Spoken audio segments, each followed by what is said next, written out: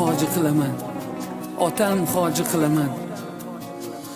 Barcha g'amlardan kechib, yelka qo'llarin quchib, kaftida zamzam ichib, onam hoji qilaman, otam hoji qilaman.